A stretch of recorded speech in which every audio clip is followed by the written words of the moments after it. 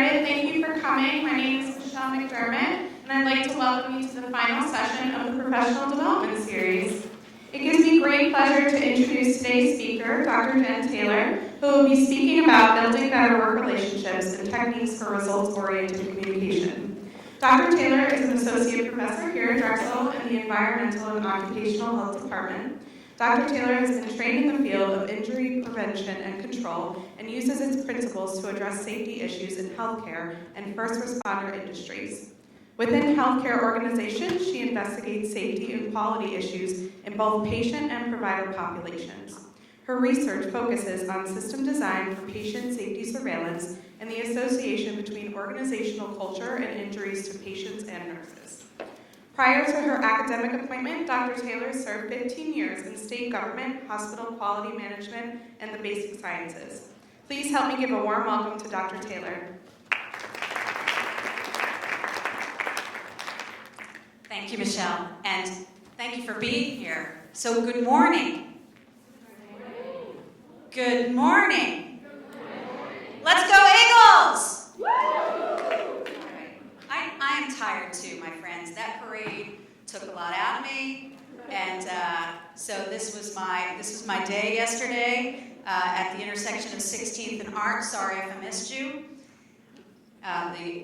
These were a couple of my friends who showed up to party with me, and this was not the best place to see the parade. I should have been on Broad Street, and instead I was a little far back, but met some really cool people, and now we're on top of the world, and it feels awesome. I'm a kid of the city, so this is my hometown, and I have very strong emotions running through me. So I'm really excited to be here on this day, in this place, at this time, at this great university. And after today, if you want to find out where the best cheesesteak in Philadelphia is, I will talk to you about that. But it's not where you think, of course, so don't even start with me. Okay, so the goals for today are to talk about communication and how to do it. So what I want to do is, I am not going to be up here, this sage on the stage. I'm going to be walking around with you. But what I want to do is I want to encourage a culture in this room where, as you're thinking of something that you want to talk about with regard to effective communication and leading through communication, especially as you transition from students to the workplace, I want you to raise your hand. I'm going to go over with the mic, and we're going to talk about it right there and then. This session is for you. So I want you to walk away with at least one thing for each of you that you feel you have that makes you more empowered as you transition from students to the workplace, okay? Okay? All right. So the other thing I want to do is I understand that not everyone likes to talk in public, but I'll explain why I think that's important. This is my email address, jat65@drexel.edu. Periodically throughout our time together this morning, I'll come up and check my email and see if any of you have asked a question in that way. So just put your subject as questions so I can filter it out from all the other annoying email I'm going to get in the next 2 hours. Okay, and I'll be happy to address it then. I will not say your name or anything like that. So that's just an anonymous way to ask a question during the presentation. And Michelle, if I forget to do that at any point during the presentation, or colleagues, if I forget to do that, say, hey, Jen, check your email. Okay. All right? Okay.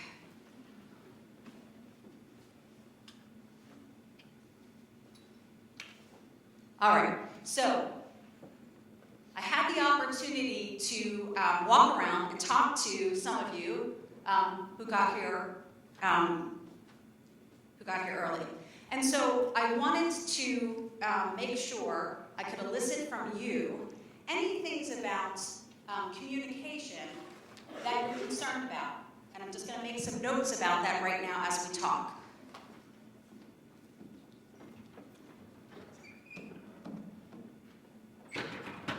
Then I learned that you're not here because you want to learn about communication. You're here because you have to be. So maybe you haven't thought about it too much. But are there thoughts people have, things that they want to talk about in this session about effective and engaging communication and leadership in the workplace that I can write down on my notepad to make sure we talk about today?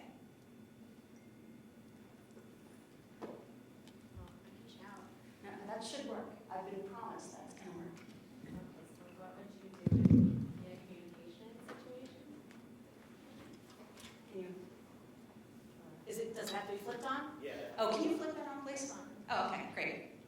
Okay, either way, what would you do in a communication situation where you're talking to somebody and they dig their heels in, I'm right, I'm right, I'm right. Oh, those people. Right people. Okay. Okay. All right. So keep that live in your head. Yes. Here, let's use this one. Okay. I have a more specific question for like job interviews.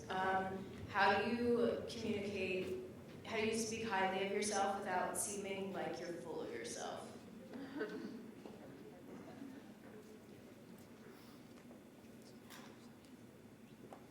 Okay. Awesome. Thank you. I'm two-fisted here, just like yesterday. No. No.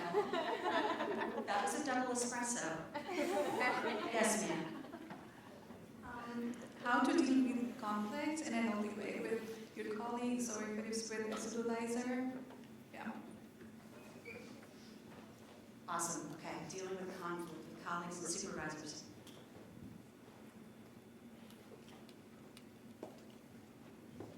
Engaging with people who maybe don't want to engage with you. Can you give me a little bit more detail? Yeah, like if you have a proposal of something and people don't seem to be interested, even though it is something that is important. If that's a good enough example. Okay. Yep, absolutely. Fly, eagles, fly. Oh, over here. Thank you. I thought you had a question, but you were just directing me. Okay. This is scary. We're going to talk about this too. I guess how to make your voice heard in like more, specifically leadership in a more male-dominated field.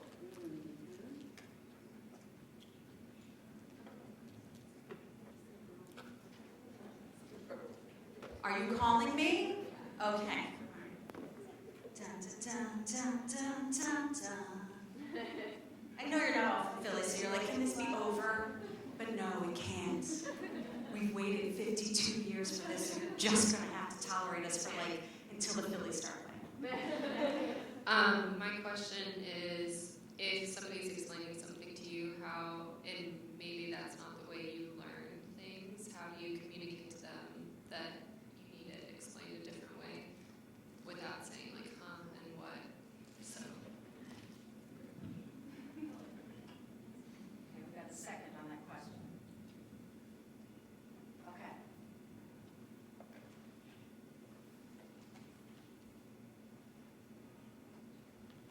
Fine, eagles, fine. You can really sing along. It's fine. I mean, your tuition dollars are paying for these microphones. How do you say no to people in a nice way?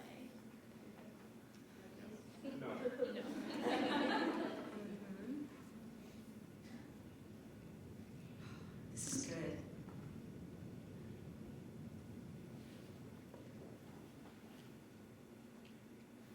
Can I piggyback off of that? Yeah, please. So I'm really good at saying no. How do I say it in a way that doesn't make me sound like a bee? Mm-hmm. What's that word?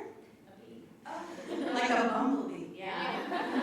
Got it. Okay, yeah. Okay, this is awesome. So this is just the beginning. So I'm gonna just start talking about this stuff first, okay? Because I have some slides and things that I want to share with you. But the main thing I want is to get what's up with you into the conversation. Okay, so let's start with the first one of the first things. Okay, wait, where's the I'm right? Okay, so let's have a conversation. So take that. All right, introduce yourself, please. I'm Paige Paige, what's your last name? Williams, Okay, where are you from? Scranton, Pennsylvania. Nice. Joe Biden. Joe Biden, mine's gone. So say your thought. What my thought is, how do you maybe either get your idea or your opinion across or anything like that to someone who refuses to concede they are either not seeing your point or that they are not right or just anything, they don't accept your opinion or they don't accept your idea. Right. So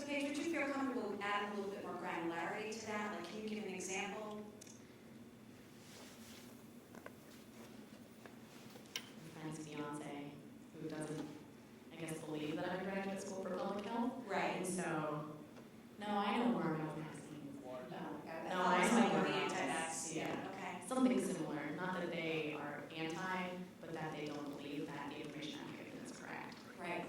Okay. So I think this is really important. And if anybody, when you're on break from public health school and you're home talking to your family and you start having an argument with your dad about, what the government should be funding or what's really important, these conversations happen all the time, and that's why you're in this program, is to prepare you to respond to those arguments, possibly some ignorance with some evidence, right? But so one of the first things that you have to do when you're in that situation is listen.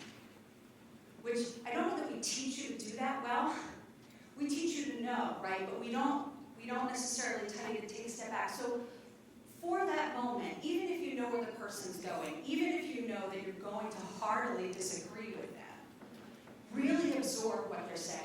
And then give them something back a little bit that says, I know that there are, it's true, there are people who have adverse reactions to vaccines. Could be the albumin and it's how it's cultured.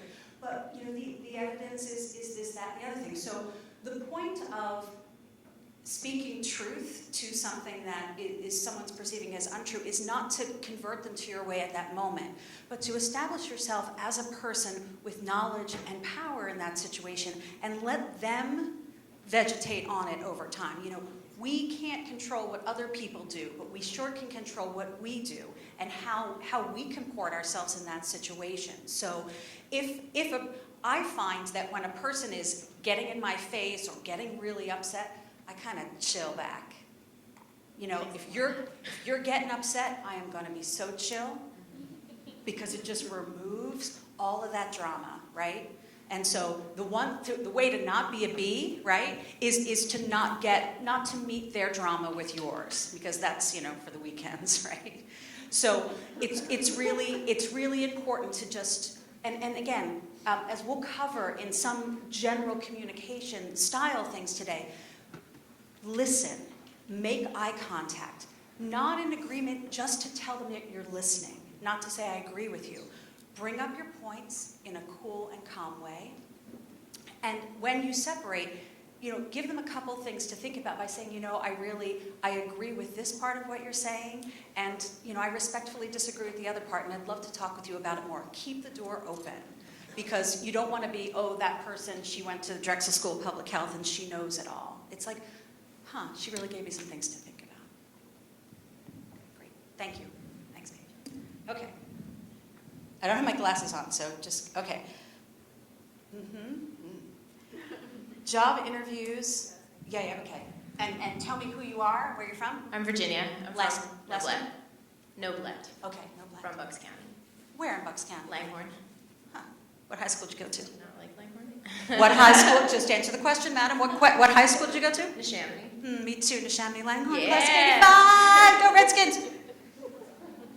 You know that the play that Nick Foles caught, that backward reverse thingamabob they did, the Neshaminy High School Redskins did earlier this year. Oh, yeah? So I'm just saying that maybe somebody was observing at the Neshaminy High School. Okay, so talk to me, bring up this issue again. So I was recently on a job interview. Sorry, I'm a little sick. Yeah.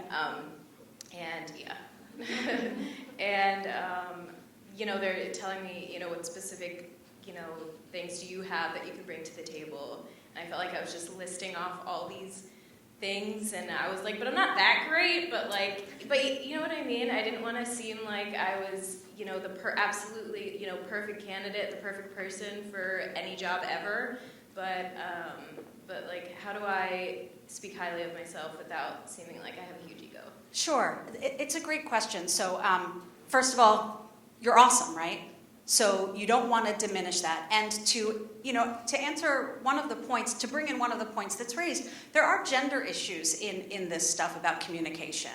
And so women tend to not speak up in general. I'm speaking in general. They tend not to negotiate for things. And women can often internalize, or women of color can often internalize this, I should be acceptable first. before I even make my point. So that's always going on in the background there. I'm not saying in your case, but I just think it's a really important thing to raise and discuss. And because of our focus here in the program on social justice and human rights, we have to understand that that's a thing, and that's part of how we respond, how we internalize certain things, or how we operate in a society that has certain opinions of people who look a certain way or of a certain gender or a certain lifestyle, or et cetera, et cetera. Okay.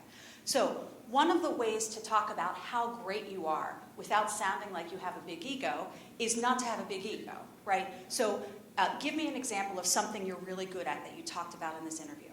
I'm a good writer.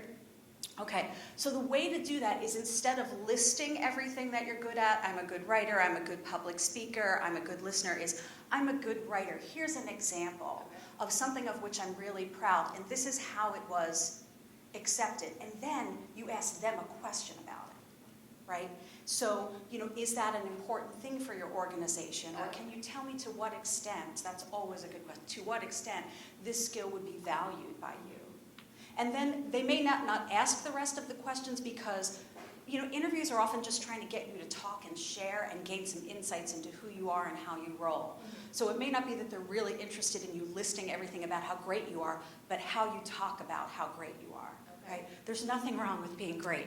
You're paying a ton of money to become really great at what you do in public health. So people expect that you should have command over certain things and have a really strong sense of where your skills are. So I want to piggyback on this with, so I do a lot of hiring of you guys. So there are a lot of alumni from the program on my research staff and have been on my research staff over the years. And so somebody will give me their resume and say, I have, these really advanced SAS skills.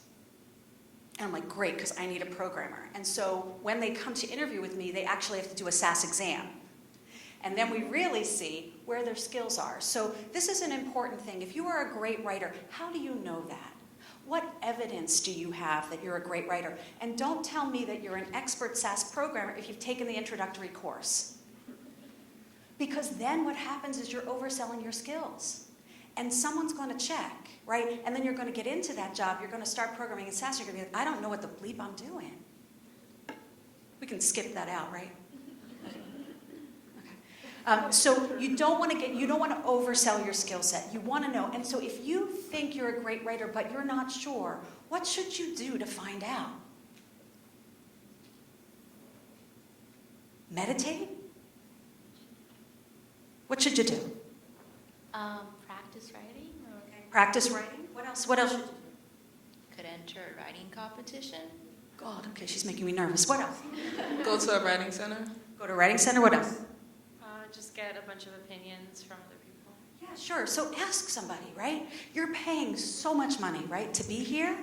And when you are in my class and you write an editorial, I'm going to write all over it in red ink. Not because I get my jollies that way, but because you're paying for feedback to be a better writer. So if you think you're a great writer, go ask somebody that you think is a great writer, or ask some of your colleagues and get a sense of it. And then ask them why. Why is this good to you? So really try to understand your skill set so that you have the best sense of where your competencies are. And in this program, it's fine if your SAS skills are introductory. That's absolutely fine. Just don't sell them as something that they're not. Right? Thank you so much. Okay. Did I answer your question? Yes. Okay.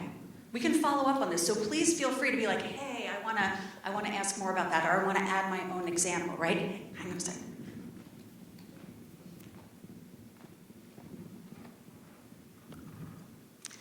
So kind of on the other end of that, what is your advice for when they ask, like, what are your weaknesses? I always find that very awkward to say, because you want to say a weakness that's kind of a strength. Like, what's your advice on that? Sure. So, and I'm sorry, can you introduce yourself? Allison. Last name? Mitchell. Where are you from? Southbury, Connecticut. Okay. That's getting close to that other territory. But go ahead, ask your, okay. So, in an interview situation, you're going to have to communicate about your strengths and weaknesses, right? So when you're talking about your weaknesses can't be, well, my weakness is that I have no weaknesses.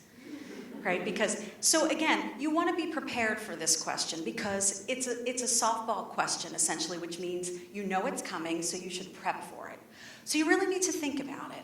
I tend to use things that are negatives as well as positives. Well, one of my weaknesses is that I love saying yes to new opportunities. You know, and so a smart person in an interview might say, well, what happens when you take on too much? Oh, well, then I have to go back to the people I've made these promises to and renegotiate the timelines or the deadlines or the expectations. Or in extreme cases, I might have to say, you know, my plate is too full. I can't continue with this commitment, which is a hard thing, hard news to communicate, but a really important one, because if you say yes and you can't do it and you keep going, it will be obvious to whomever you've committed. So one of the most mature things you can do is to say, I'm sorry, I've taken on too much than I can chew, and so I'm going to have to step out of this commitment. And again, that can be, people can appreciate that because mature people are always self-evaluating and understanding what they can and can't do. So when a student says to me, I've promised to help somebody with programming for this particular project, but my C-bump is taking too much time, I can't help them, and I've communicated with that to them, and now I'm communicating it to you, I'm like, rock on. You know, thanks for letting us know. There's lots of people out there we can get help from, but if you had made a commitment to her and she's now dependent on you for her deadline, and she doesn't get her C-bump done, then that's not really professional. So thinking about, you certainly don't want to say something awful, right? You don't want to say something, they may ask you about, tell me about an opportunity where you failed and how you recovered from that. So again, I think a lot of this is preparation, but you don't want to pick, you know, like, oh, I plagiarized in my first year of policy, right? You don't want to, it should be something fairly innocuous to them. But again, what you want to do is you want to talk about what it was, you want to communicate to them that you understand the weakness, and you want to communicate to them what you did to make it better, right? Could you pass the mic? Okay. Do you want to build on that question? Okay, well, let's go with that. And first and last name and where you're from. I'm Claire Licious. I'm from Beaver Falls, Pennsylvania. Okay. Where's that? What county? Beaver County. Okay. It's like all the way west. Yep. Okay. My question is, what are good questions to ask in interviews? Because I know everyone says, like, it's bad if you don't ask questions, but I always get so nervous, like, by the end of it that I'm like, oh, no, I don't have questions. Sure. So it's really important to prep, right? I mean, I think you know that, like you do readings before class, and so therefore you're prepped for class, and so you can participate. So I think one of the easiest ways to have questions prepared is to look at the website of, you know, whatever organization you're with, and then have a specific question about that. So I've noticed that part of your strategic plan is making sure food insecure populations in Southwest Philadelphia, you know, have access to the, you know, SNAP program. I was wondering, how has that experience been for you, and what impediments are you seeing in the community, right? So you take something that's on their website, and then you ask a deep and synthetic question about it, and you just have a couple of those prepared, right? More general things could be like, you know, and it can't be something you can read already on their website. So, you know, tell me what your organization's priorities are around this. But if they're a nonprofit organization that's grant funded, you might ask them about, like, how confident do you feel about your organization's ability to continue to secure funds to support positions like mine? Right? So that tells them that, first of all, you understand how their organization runs financially, you understand your position is grant funded, you understand your position might not always be funded, and you're aware of that, right? So again, and you know, you can think about how public health agencies deal with this, right? If you think about the CHIP program, right? And maybe, I don't know if the president signed the continuing resolution today, but maybe that gets 10 years of funding, or maybe it doesn't. So you know from being in this program great examples of really big challenges public health has had. So you could make an analogy as well, saying, you know, if they do get government funds, you know, how vulnerable do you feel the organization is to, you know, what Congress does with continuing resolutions or budgets, right? So, you know, go deep, and again, just like The skills that you get in reading in this program, when you read, there are questions that emerge to you. And so it's just like that. It's applying that skill set to, just because it's an interview doesn't mean it's any different than like reading for class, preparing for class, and asking a really good, deep, and synthetic question. Okay, thanks. Thank you.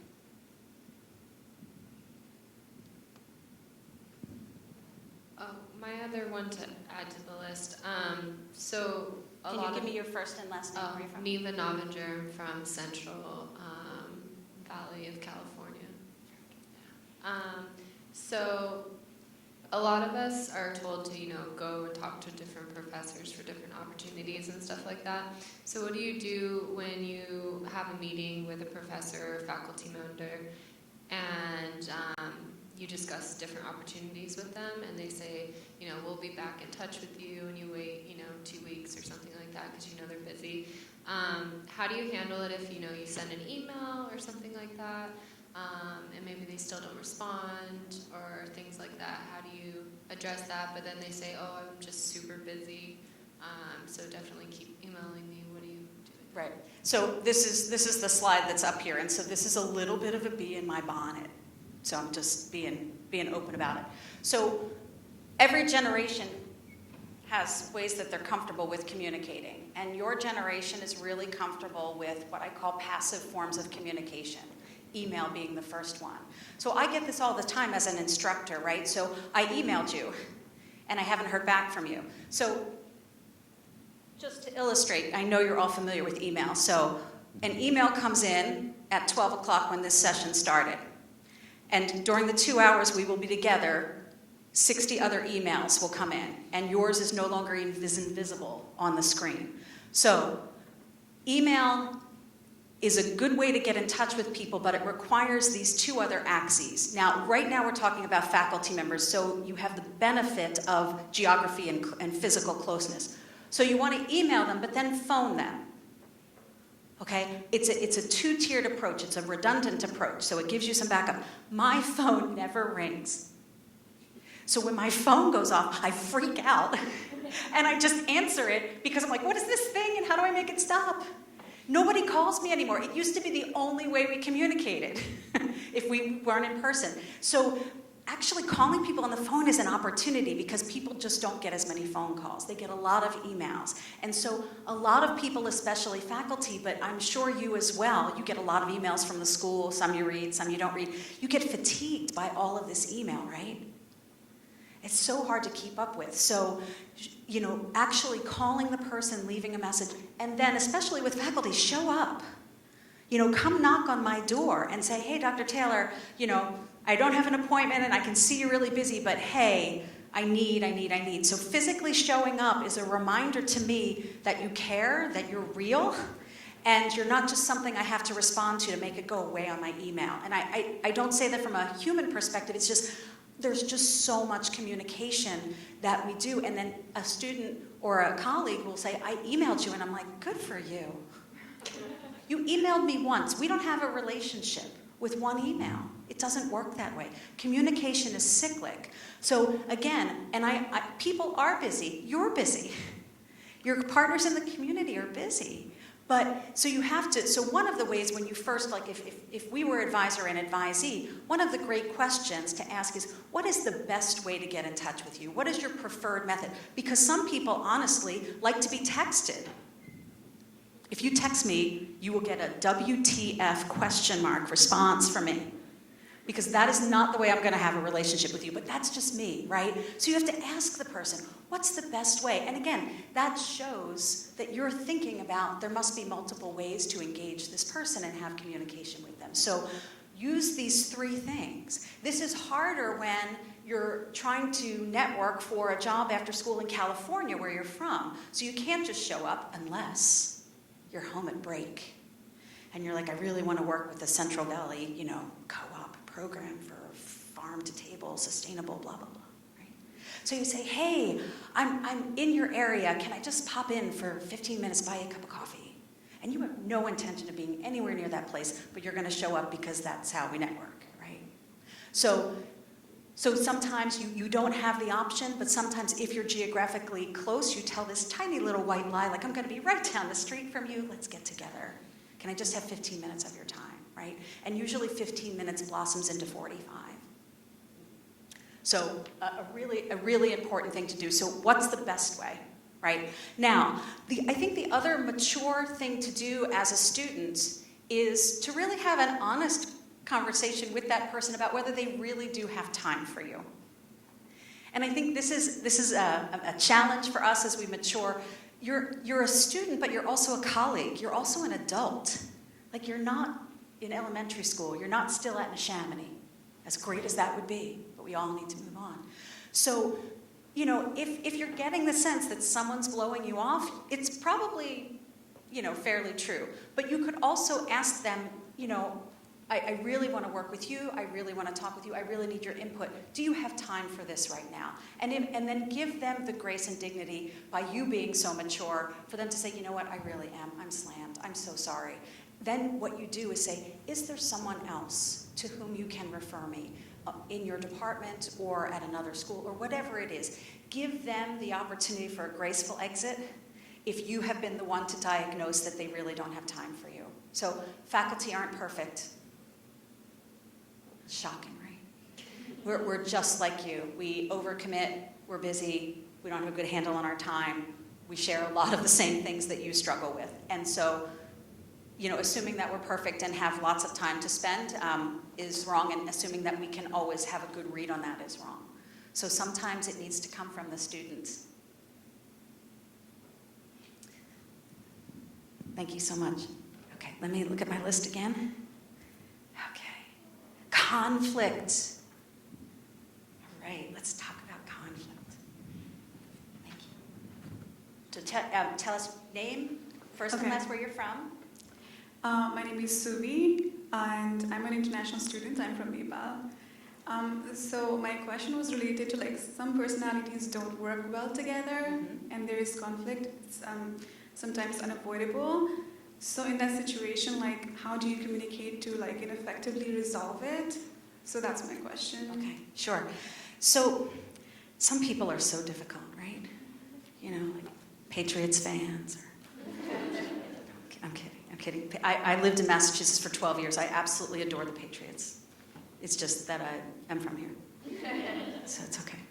So again, just like we were talking about with Paige, when someone's up here, you want to go low, right? You want to just center yourself, slow your breathing, calm your respiration. And then I think that when conflict is there, it's best to call it as soon as you see it. This is so hard to do, right? Sounds great.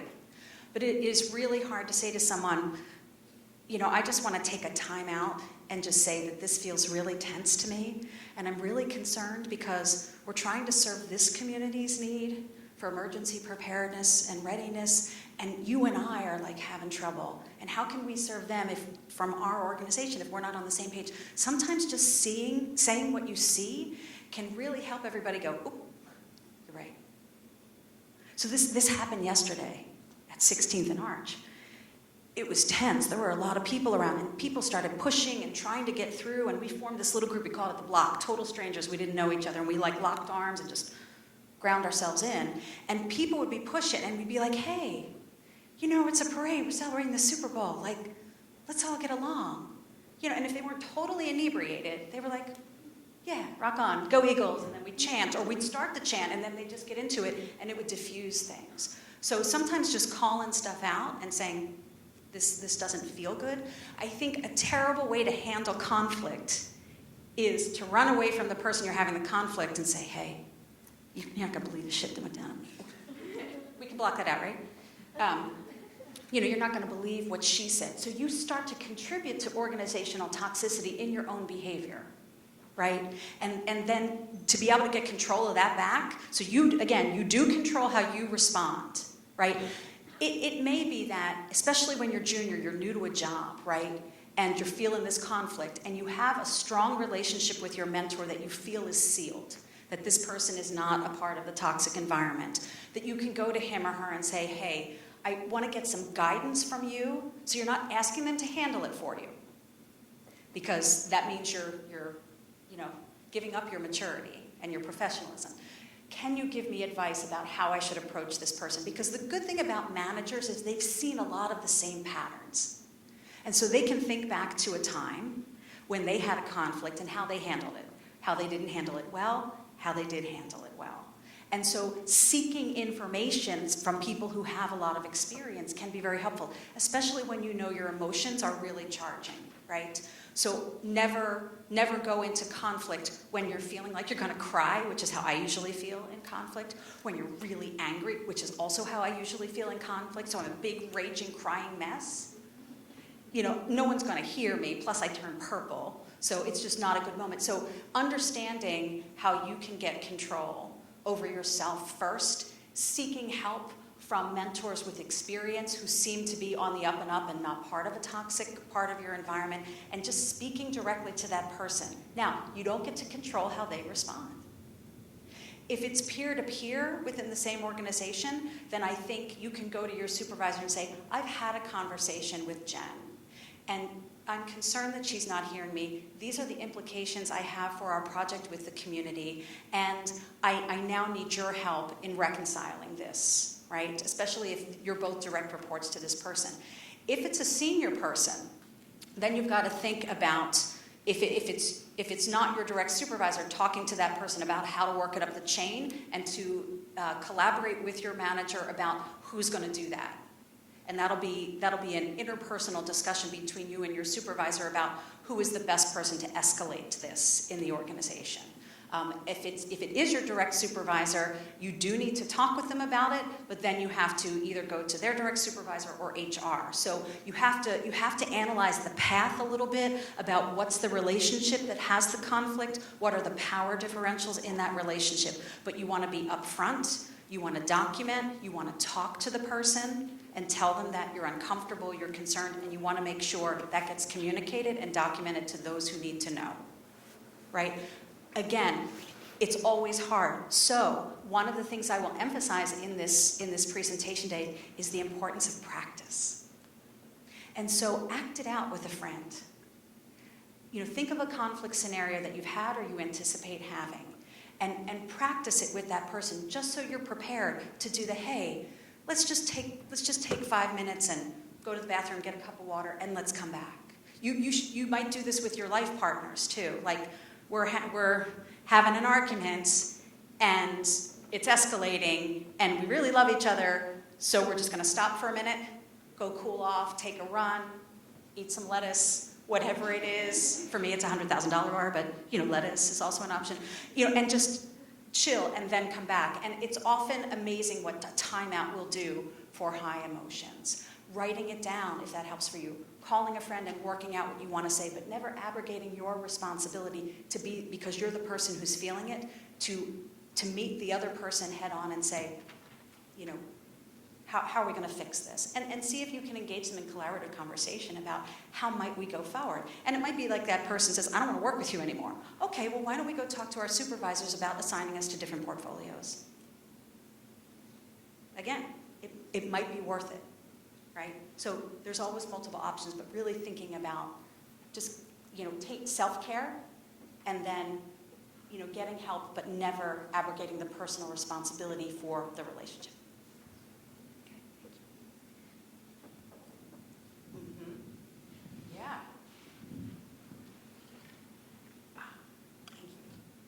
Thank you. Voice and maleness.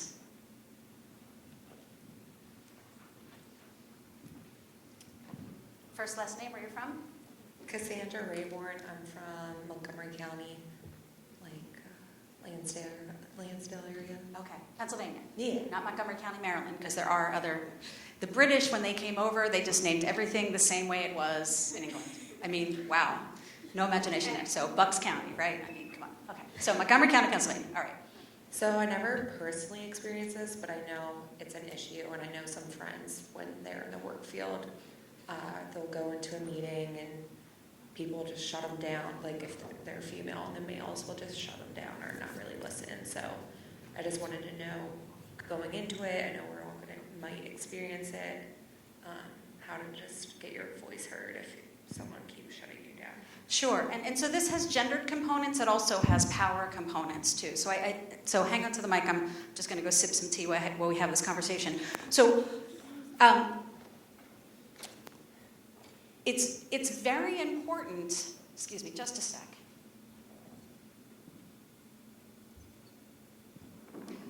To first be able to contemplate like what you're feeling and what it feels like, right?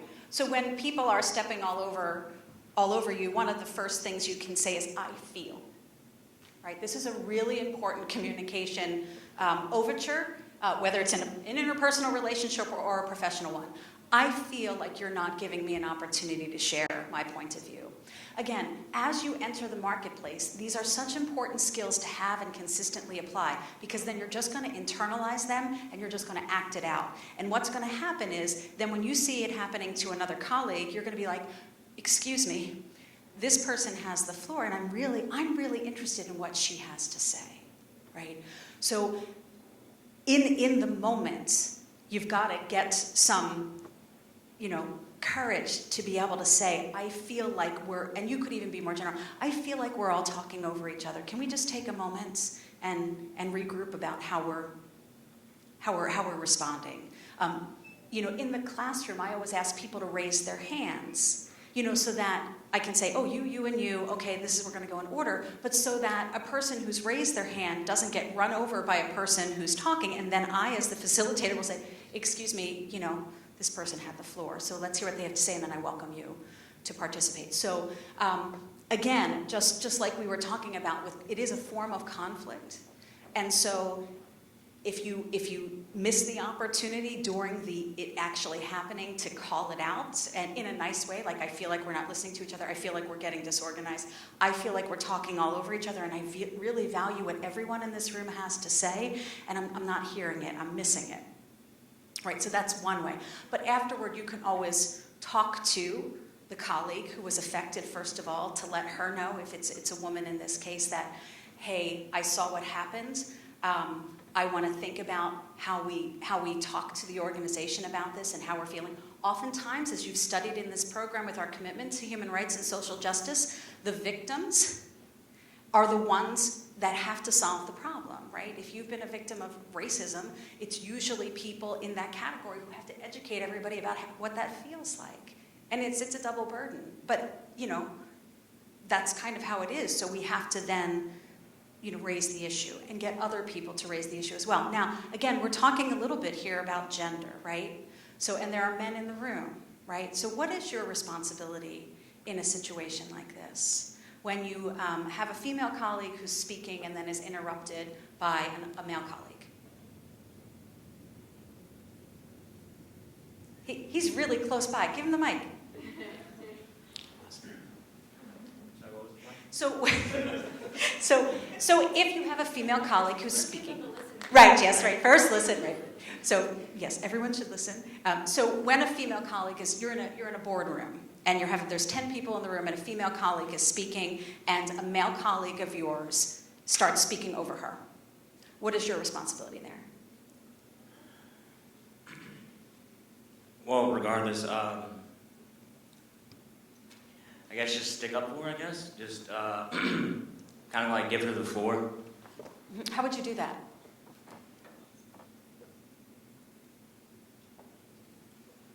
She's giving you the answer. That's awesome. Ask the woman next to you what the answer is. Okay.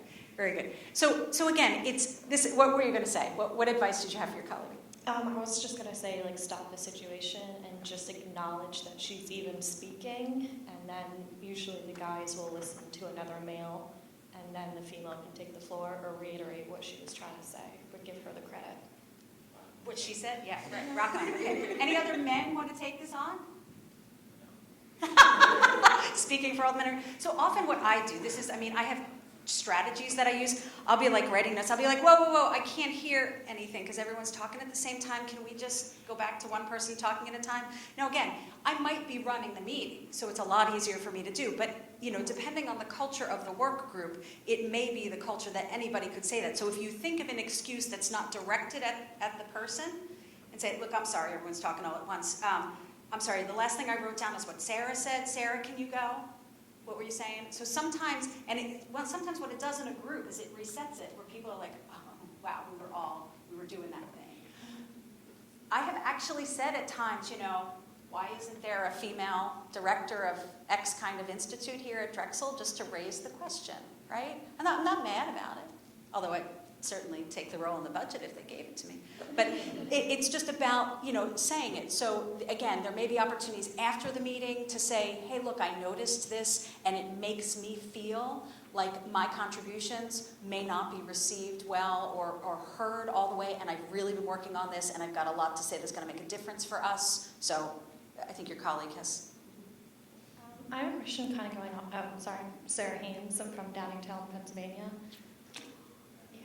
So far away from Pittsburgh, so we know where she stands, right? Okay, good. My question is, like, being a female and then being young, you kind of get talked over all the time about this is how we always do it. How do you step up and say, no, like, this is the new way, we're going to go forward with this process? Right, so tell me a little bit more about what you're asking in those questions. So new woman, new person in the workplace for the first time. Like one example is I'm a supervisor where I work, and I rank over half the men there, and I'm only 25, and most of them are in their 50s and 60s. So when I tell them to do something, or that this is the new way that we're doing it, it's, well, you haven't been around. Sure. We've done this in the industry for years, and this is how it's worked out, even though it's no longer a protocol. Okay. So how do you just stand up and say without being the B word? Yep, okay. Remind me of your name one more time. Sarah. Sarah, can you turn off your mic? Because I have slides for this. Oh, yeah. Okay, thank you for that segue, Sarah, because this is really important. I keep saying that, and you guys are like, everything she says is really important. Okay. I want to go back to email. Okay. So I have a lot to say here, so I will try to say it fairly quickly. And while I'm doing this, please write down your thoughts, like other questions you want to ask, because we'll come back to this. So part of being a new public health professional in the workplace is finding your power, especially if it's not given to you. So Sarah is a manager of a group of people who are much older than her. And again, the way we're socialized in this country and in many other countries, we're socialized to respect our elders, right? We're socialized to respect experience. There's nothing wrong with either one of those things. But if you're the manager, there's a reason you've been given that job. So, and these are some things, so I have a staff that's all women at this point in time. Sometimes there's men, sometimes they last, sometimes they don't. I'm kidding. Everyone gets hired on their abilities, but public health is a lot of women. So the thing about this program is you're in this cocoon of a lot of women, seeing a lot of women in leadership, and you go into the working world, and it's a very different mix, right? So you have to claim your power, and there are a couple physiologically important things to remember in this. So one of them is the way you speak. And so does anybody remember what a valley girl is? Okay. So a valley girl was a, do you want to tell everybody what a valley girl is?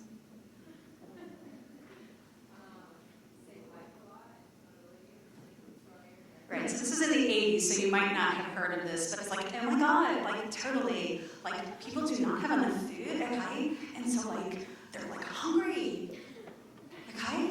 So like, I went to the supermarket and I brought some lettuce, okay? And so like, now people eat, okay? So there, and I make a joke, but the first point up here is inflection. You have to think about the way that you speak, because the way you speak is an auditory way of establishing your power. So I'm Scottish by ethnicity, and in Scotland, everything sounds like a question. Oh, you've got to fight as much as you can, okay? Because, Johnny the Bruce is coming back, and it's going to be great. Right? Everything sounds like a question, but that's very, very cultural to Scotland. Here in the United States, if you are talking about something and everything sounds like a question, the listener feels like you're not sure about what you're speaking on.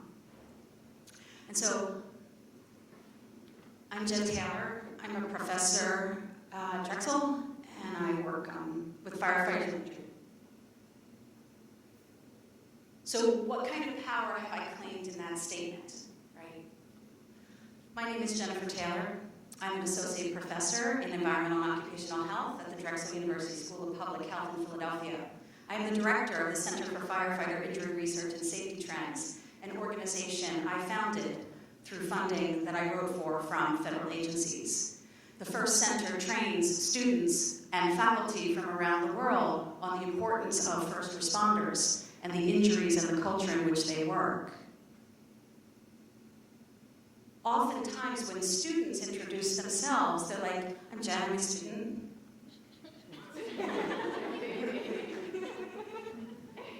You're an important person. Not everyone gets into this school.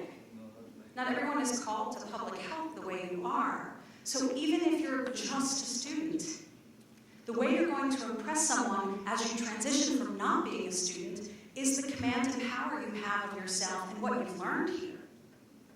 So if you shrink and shrivel as you're describing who you are, that's why I say first and last names. Whether you like it or not, your family gave you a name. It's part of your identity. It meant something to someone to give you these 2 names or 3 names or however many you have. So when you introduce someone, say who you are and your affiliation. And even if you're just starting out, again, back to the conversation we were having about knowing your competencies, I am a newly minted public health professional. And I have learned X, Y, and Z about the importance of what I'm about to do with your organization. And I know a lot of things, and here's the things that I'm hoping to learn while I work with you. And I hope you're up for the task of teaching me those things and giving me those opportunities. It's a very different overture than the, I'm Jen, I'm a student at Drexel. My thesis won the CBOM award. What? Your thesis won the CBOM award? Okay, that only happens to one person. It's a big deal. So one of the things we can do in claiming our power is not diminishing the way we present ourselves. So part of that is the inflection and the confidence that that conveys. The tone, so especially for women. I have women on my staff now, and I've had women on my staff in the past who have really high voices and talk like valley girls. And they get pretty upset when I talk to them about this because I know it's not fair, your voice is your voice. But when you're in a situation managing a group of men who are twice your age, your tone can also convey an authority. That's why people engage in practice in public speaking. So it's very important to think about how am I conveying my authority. You can't control how they respond to it, but you can control how you present. So that's a very important thing. Also, speaking speed. If we're insecure, so this is my multivariate regression. I have a random effect for nursing unit, and as you can see here, the odds ratio is 3.3, and confidence interval is this. Okay. In conclusion, we think that medical errors are a huge problem in the United States. So I was uncomfortable talking about the data analysis portion of my CBOM, and so I raced through it. And you're like, what is she saying? What is she talking about? Where's her odds ratio? All those types of things. So even if, especially if, you feel new, young, uncomfortable, unheard, slow down. When you're speaking, take the moment. If someone speaks over you, say, excuse me. As I was saying, because again, we all have been raised a certain way, to a certain extent, that talking over people, at least in the United States, is something you're taught not to do and is considered rude still, no matter who's the president. Let me just look at my notes for a minute because there were a couple other things I wanted to say on this.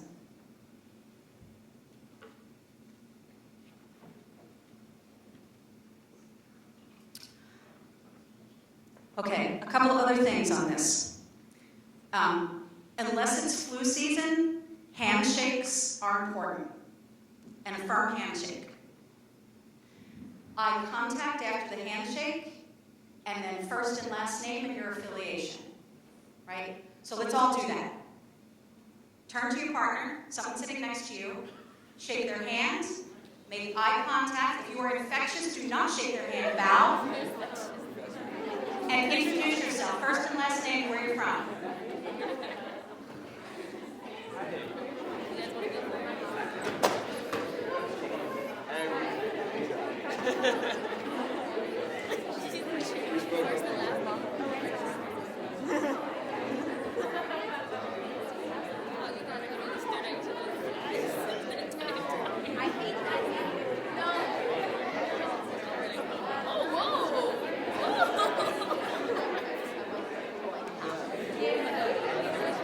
Okay, stop. So this is an important thing to do. So the next thing that I'd like you to do, I'd like you to actually get up. And so wait for it, okay? Get up, go to someone you absolutely don't know, and introduce yourself and your affiliation. If you are in the undergraduate program, talk about that. If you are in the master's program, talk about what your integrated learning experience or CBUP might be about. And practice these things. Your inflection, your tone, a darker, more confident tone, not asking questions like, my name is Jen Taylor, I'm from Philadelphia. Well, are you Jen or are you not from Philadelphia, okay? And think about the speed with which you're speaking. So slow yourself down on purpose to convey. Okay, go. Meet someone you don't know. This is the movement portion.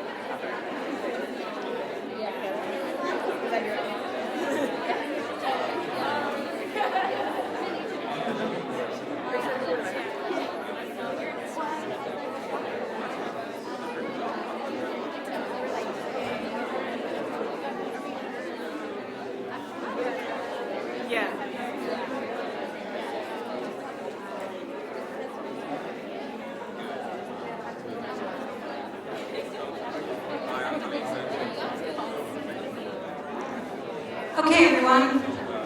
I can see you're very comfortable with that. Okay, you can return to your seats or sit with your new friend. So, and Sarah, when you're seated, if you could turn your mic on, please.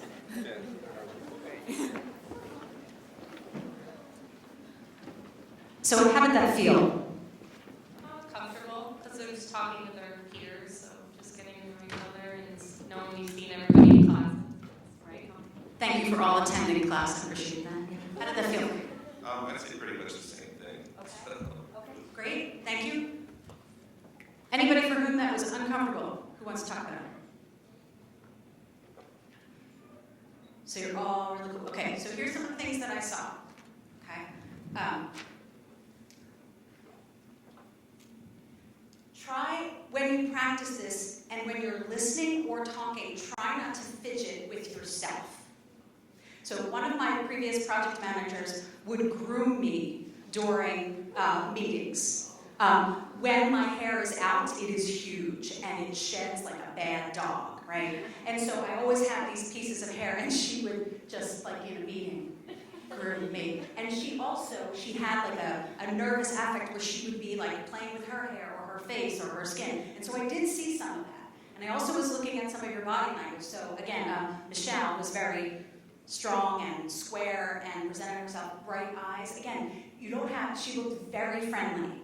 and engaging. She looked really interested in the person with whom she was speaking. So there's nothing about your personality that goes away in squaring yourself and establishing your power. Absolutely nothing. Indeed, that's when you're square and calm, that's where your personality really comes into focus. So I encourage you to keep practicing this with each other, with your friends, in front of a mirror, so that, and ask them for feedback. So one of the most challenging things about being a professor is when you give feedback and a person goes into denial about it, like your writing really needs to improve in this way, you're not synthesizing the literature as expected at this learning level, and the person gets really defensive. And again, look, we all have bad days, right? If we lost the Super Bowl, I would be defensive about everything. So it's okay, but it's really important to seek constantly and then meditate on feedback you get from people. So when I was young, I would speak very much like a Valley girl, and I'm from Philly. So I would, when I came home from work, when I was young, I would lay on my mother's bed as she was reading and we'd talk. And every time I said like, she whacked me on top of the head. You know, it was the 80s, so people were allowed to hit people then. But it bothered her that every time I was telling about my day, I said like all the time. Right? So I've been classically conditioned through physical abuse to not do this, right? But you are the best observers of each other. You're friends, you trust each other. And yet, when something is an opportunity for you to improve upon, the very people who see that day in and day out, you may not be asking or may not be telling you. I would fire those friends immediately, right? Speak the truth to one another so that when you go out of this room and into a place where people don't know you but are judging you, that you're ready. And so ask your friends, how can I improve my pitch? How can I improve my comportment? If someone has a voice that's really high and they're concerned, especially if they're a woman and they're concerned about how to proceed, how can you help them? Just to remind them gently, adjust your tone. Usually through breathing and talking slower, our tone goes lower. And then ask them, are you feeling insecure about something in your presentation? Let's work on that part. And then when they get to it, they won't go through it really fast. They'll take the time because they're like, my odds ratio was 3.0 and the confidence interval was 2.5 to 4.2. A really tight interval. I'm feeling really good about these results, right? Because you know that you are and you're talking about it. You don't have to rush it because you know what it means. If you don't know what it means, then ask somebody and practice it with someone. We always practice. So my rule for presentations, whether it's a 5-minute presentation in class or a half-hour defense of your thesis or a 15-minute presentation you're making before city government, practice 3 times, the rule of 3. 1 by yourself to get all the kinks worked out, and you make notes and you mix your slides or you mix your words up, etc. The second time in front of human beings, your dog does not count. Unless it's mine, because she's really loud. No, and then the 3rd time, right before you give the presentation, just so you know what's coming next in your presentation. The rule of 3 is very helpful, because just by repetition, we feel confident. Right? So, Sarah, let's go back to, let's go back to Sarah in just a minute. Any questions, comments on this, on finding your power through inflection, tone, and speaking speed? Yes. Can I borrow that, Sarah?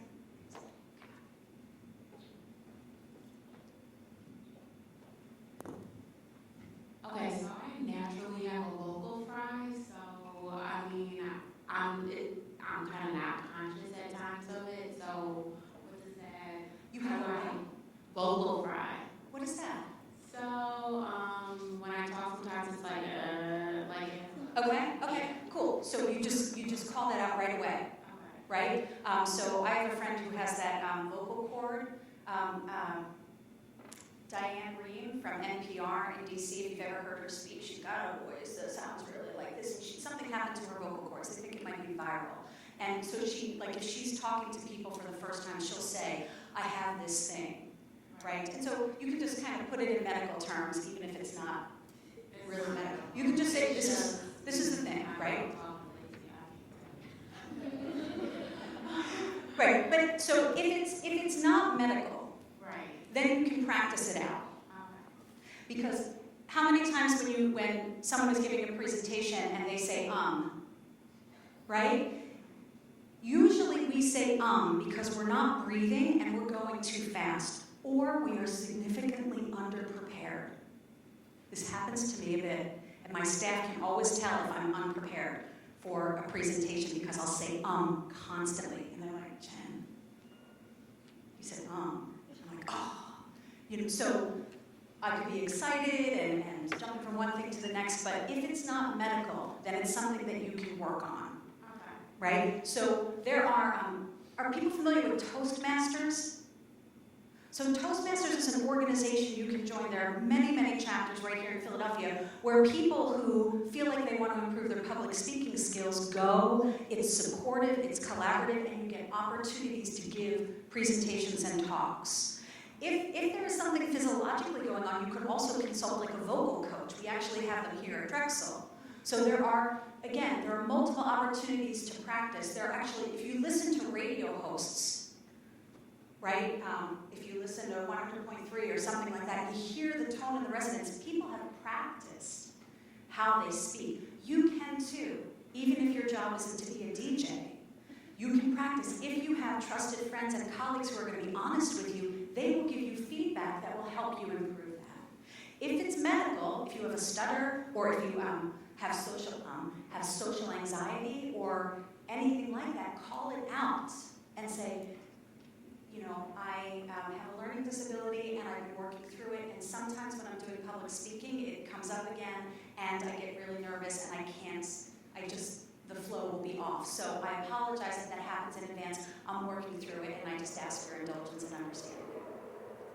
Right? So here's the thing about life. Our faults are obvious to everyone. We think they're not, or we think we can hide them, but everyone is observing us all the time. So if you own your fault, or what you're trying to improve on, no one's going to talk about it. Because you've already laid it out there. I am an incredibly lousy typist. Like, really bad. When I was in high school, we didn't have keyboarding. And the only people who took typing were people who were going into business. I was in the science track. So we never typed anything. We didn't have computers when I went to college. So my typing is so bad that when I used to be the chief of health statistics for the state of New Hampshire, one person on my staff edited every single email. This was before spell check, because I was so unreliable. But I would say that, so no one on my staff, if you walked into the office, would say, oh, Jen's a terrible typist. My God, can you believe this woman? She's so highly educated, she can't find like a capital. But, you know, so no one's going to talk about that. Now, there may be faults of which I'm unaware that people are screaming about in the office, but I can only really, you know, proffer what I know about myself, right? But, so that's, you know, if that's a thing, then just call it out there. And then people, but if you don't, everyone's going to be obsessing about it while you're talking, right? If there's a physical affect, or I was at a conference with a woman who had a laryngeal voice box because of some esophageal cancer. So, you know, she had a microphone here the entire time, and she just talked about it at the beginning, so all of us would listen to what she had to say, as opposed to the fact that we had never experienced somebody with this particular issue, right? Call it out, it's a non-issue. If you don't call it out, it's going to be talked about. More of this. Sarah. So, how are we doing with your question? Good, pretty much answered everything. Did we? Yeah. Okay, cool. Other questions? I have to go back. Yes, please, can you hear me? I'm sorry, and I forgot your name already. It's okay, it's Cassandra. Okay. Oh, can I just for a moment, Cassandra, can you hold that thought? So this is why it's really important to your first and last name and where you're from kind of thing, because let me just use a faculty member as an example. I've taught here for 10 years. I have literally taught thousands of students. And so if I'm in the hallway and, you know, somebody says, oh, hi, Dr. Taylor, how you doing? And I'm like,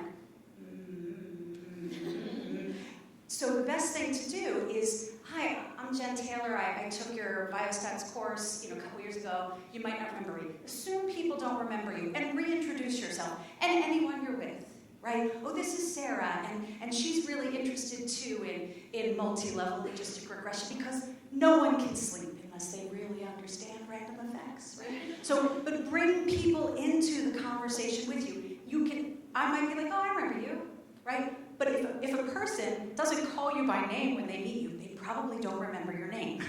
So to say, oh, hi, I'm so-and-so, okay, right? It's not, we love you all, but we love you all. And so we're not going to remember thousands of names. Okay, so please with your question. So I have two questions, and it goes back to the interviewing. Okay. When we talked about it. So my first one would be when you're interviewing or you're talking to a person and they ask you like how much you would want to get paid for a position. What do you say about that? Like I know I had an interview for an internship for this summer, and I was just like, I don't know what to say because I'll be happy with anything. Oh God, that's really loud. Yeah, so actually, I have a lot to, this session, apparently you did cover negotiation, did you? No? You never said? Okay, good. Okay, then we'll do this. Okay, I love this. So there's a very important book that is as great for men as it is for women, but it's called Women Don't Ask.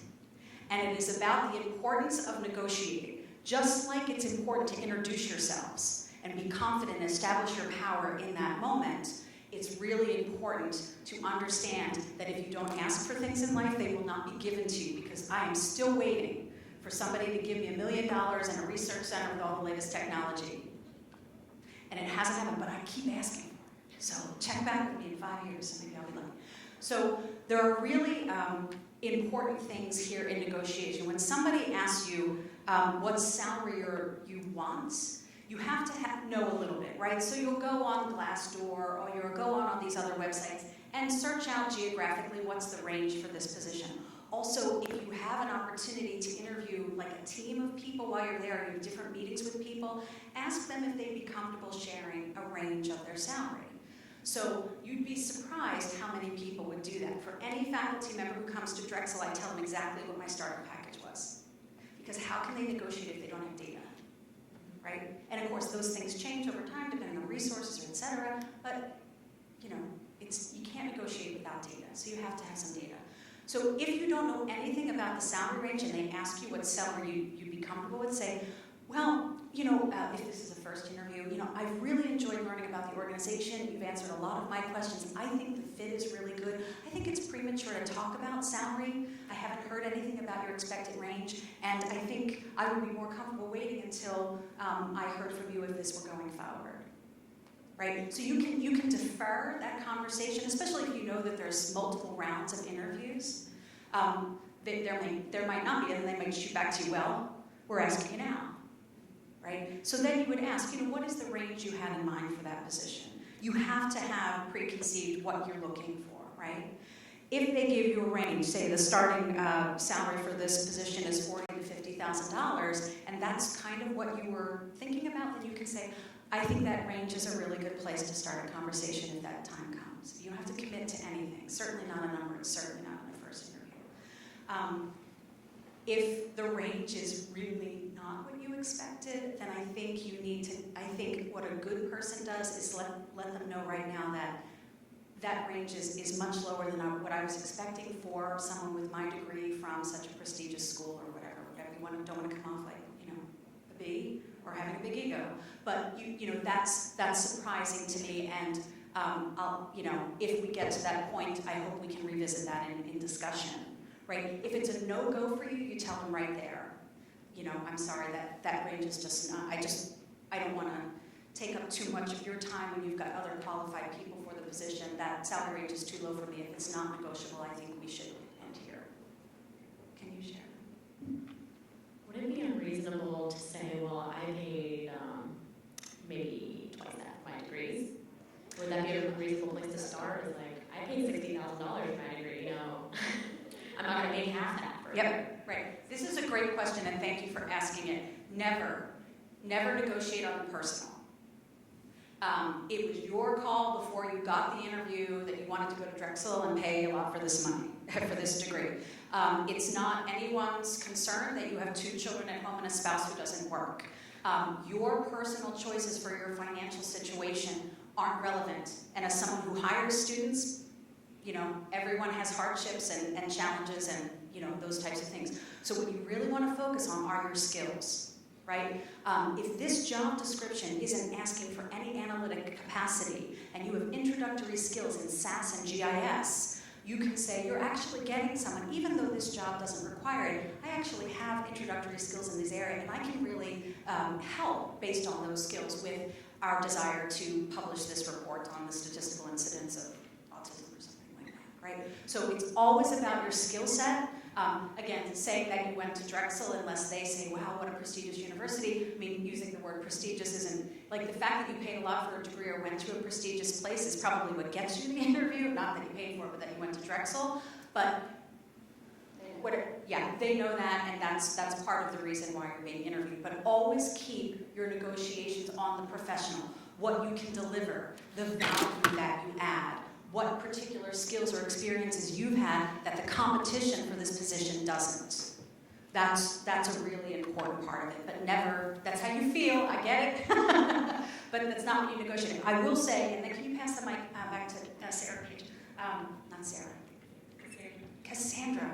And I should know that because Cassandra Kirchi-Krafasi, who graduated from here in 2010, was my advisee, and now is a professor at Hopkins. So just to get a sense of where people from the school go. And she's on the tenure track, so Cass. Okay, so I know you have another question. There was something else I wanted to say about negotiation, but let's go with your question and we'll talk more about that. Well, about the pay again, so is it unreasonable to ask if it's not specified on the job description, if it's paid or unpaid, like an internship? Yeah, that's absolutely fine. So you just need to know what your answer is to that. If it's not clear, that can just be one of the questions you bring to the interview. Again, and you want to send a message there though, because otherwise you don't want to waste people's time. If they say it's unpaid and you didn't know that and you're no longer interested, let them know that. Say and you can just say I'm really looking for a paid opportunity, and you don't have to say because my tuition at Drexel is higher because I am tired of eating hot dogs.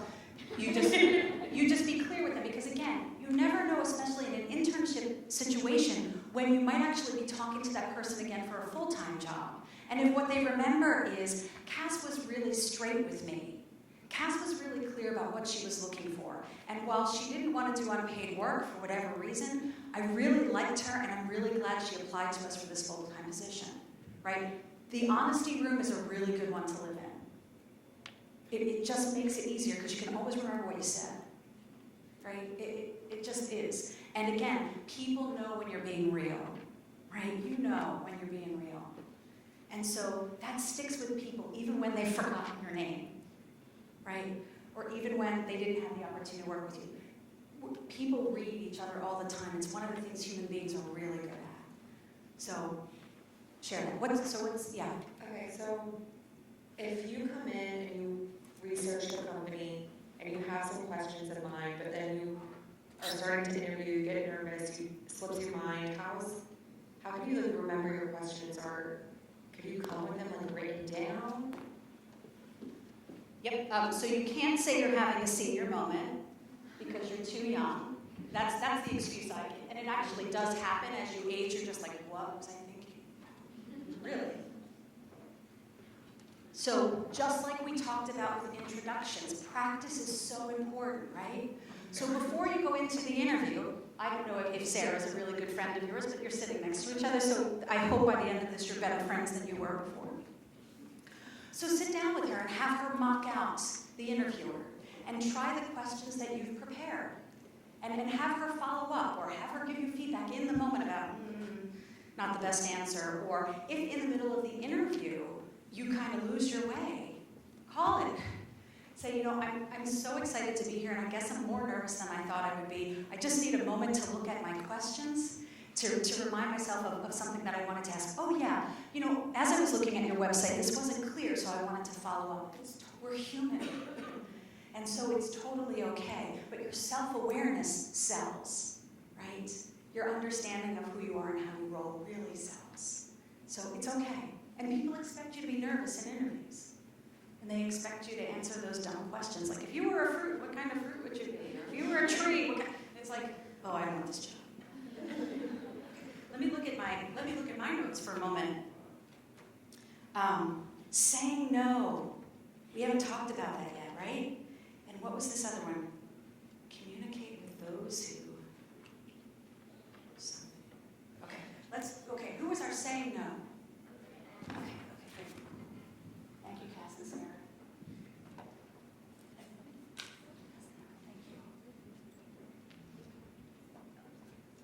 you. I'm Grace Rothrock. I'm from Haverford, PA. Very good.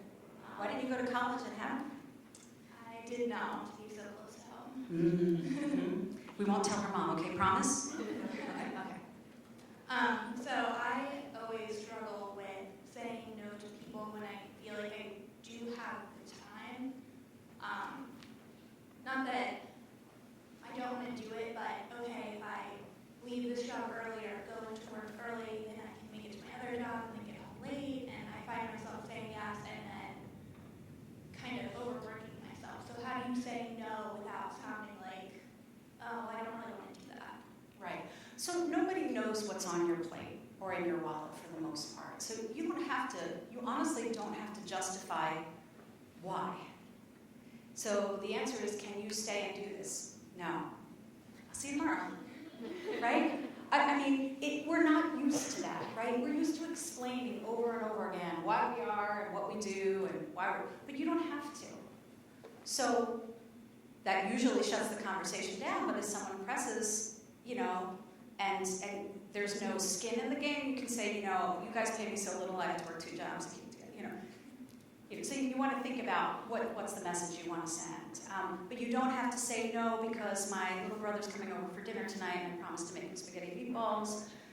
It's not your personal life, and your time outside of work is really no one's business. If it sounded like in your question, you had the time, but you just didn't want to do it. So I think that a no is sufficient, right? And if you feel like you need to have a coda on that, say, I have another obligation.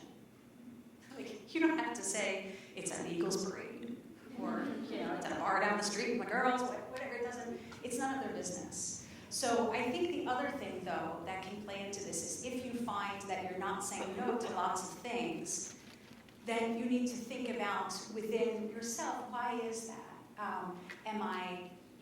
Can you tell me a little bit more about that motivation in yourself? Yeah.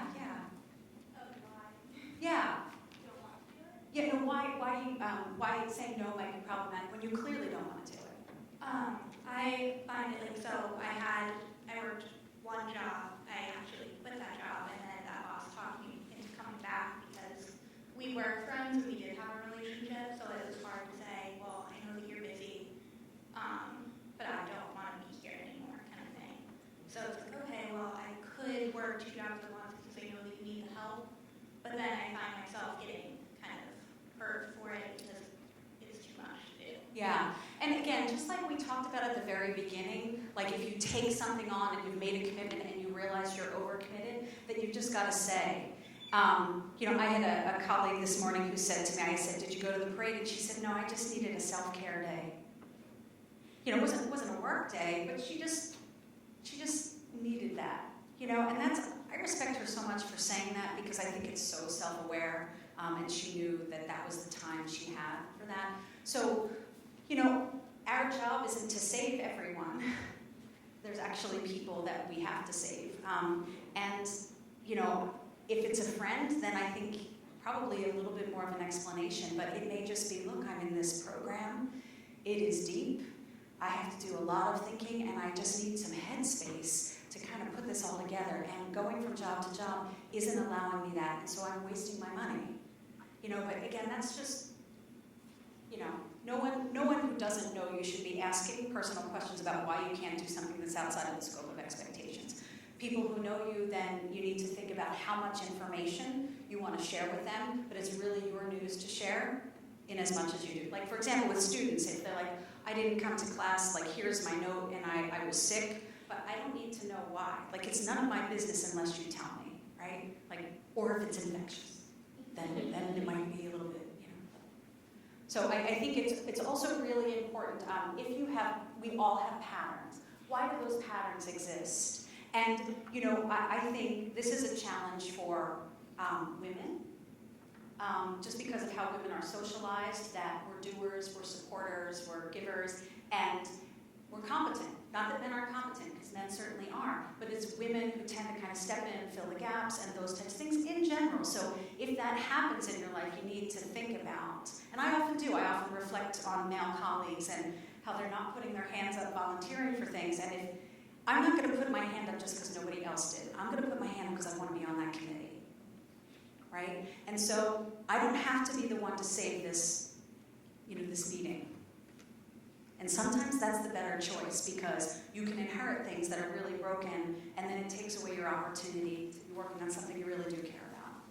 So again, I think the honesty room is still a really good place to be there, but if it's in a professional setting, you don't owe anybody an explanation for, you know, staying later or doing more if you're already outside the scope of expectations. The answer is no. And if they want more, they're nosy.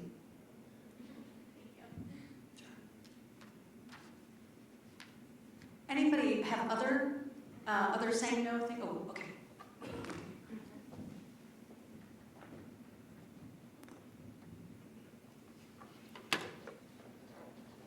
I'm getting such great exercise.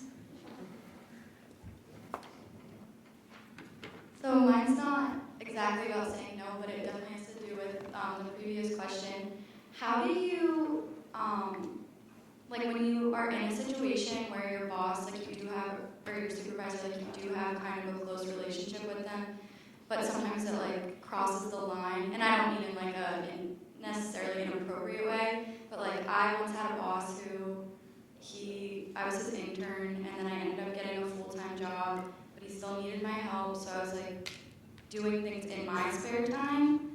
And when it wasn't necessarily up to his expectations, you know, I would get like a rude note or a phone call that was not positive, and I didn't know where to kind of be like, hey, I know you do a lot for me, but I have things I need to do too, and I didn't know where to draw the line, so I just kind of let him bully me. Mm-hmm.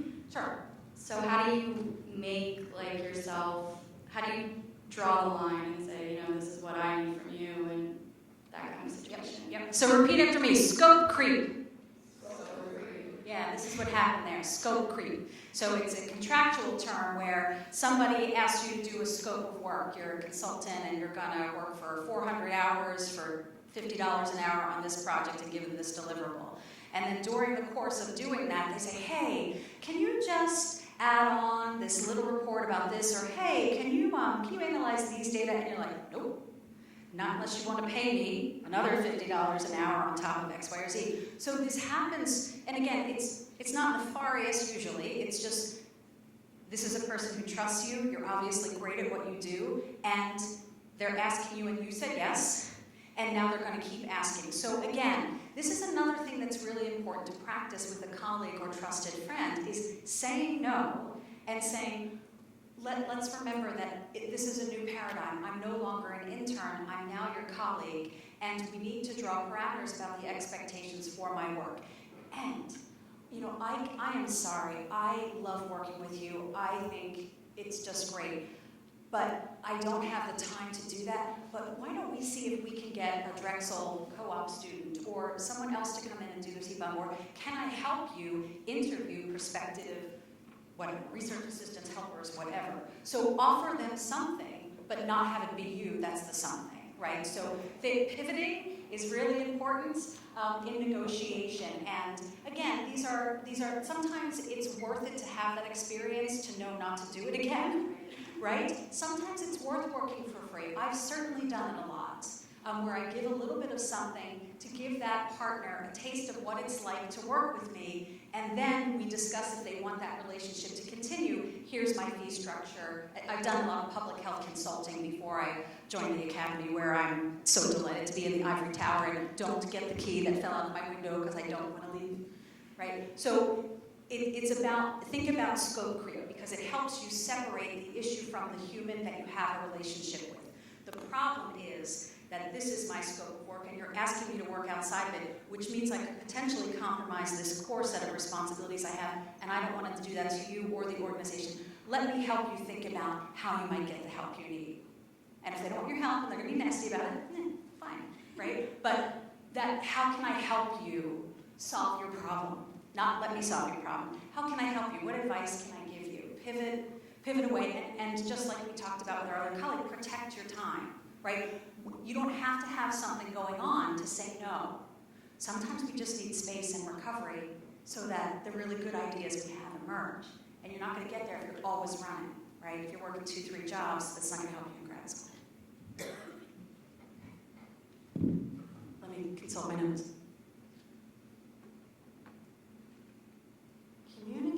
Communicate with those who deny.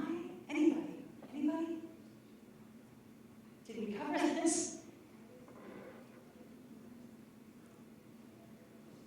Okay, so let's go with that again. Neva again. Yeah. My question was, sometimes people explain something to you, how to do something, but it might not be how you learn. And how do you communicate to somebody if they've already explained it once to you without saying, what is that? Or like, how do you communicate that you have learned better this way? Is there a different way that you can explain this to me so that I can fully understand what you're saying? Because there's obviously something I'm missing. Great, okay, so you've asked me 3 questions. So I may, if I don't get to all of them, please say, hey. Okay, so I think this is my favorite word that I've made up. It's called being upfrontational. That's 2 words. So the word is upfrontational. Not confrontational, upfrontational. Just like I talked about that I'm not a good typist, and everyone knows it because they've received my emails. Be upfront about what your skills are, what they aren't, how you roll, what your baggage is, what you're looking for. And so if somebody says something and you don't understand it, just say, can you repeat that again? I want to make sure I got that. Or let me say back to you what I think I heard you say, and please offer any corrections to that assessment, right? If you frame your time with someone, either in an educational or job setting, as I'm looking to learn and improve, then you should be submitting yourself in the proper sense of the word to those opportunities. I submit every paper I write to a journal, and 3 people I have never met who I have no idea who they are, go at it. And it is tough when you don't get to talk to that person directly about, this study design wasn't as strong, or they didn't control for confounding this way, or I don't understand the policy implications of this paper, blah, blah, blah, blah, blah. And that's what I do, so that my paper can be better, right? I submit all the time to you, as my colleagues and students in the classroom, to my colleagues that I work with, to the senior faculty. I want to be good at what I do. I don't really care what you think about that process. I just want to be good at the end, right? So it's the questions you don't ask in this room that you're stuck with when you leave here in a little bit. But it's the ones you ask that you're going to be able to do something with. So if you're talking to someone and they got it wrong, then you can say, when I was in my program, we really talked about social determinants of health in this way. And this is why.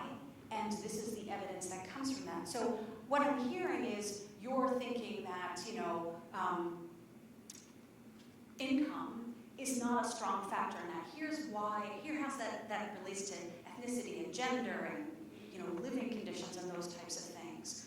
So you can seek to educate them, but you also, as we talked about, need to listen and see is there something to learn? Because often when we leave training programs and join the workforce, you get the ideals here and the theory here, and that's great. A lot of people are operating without theory.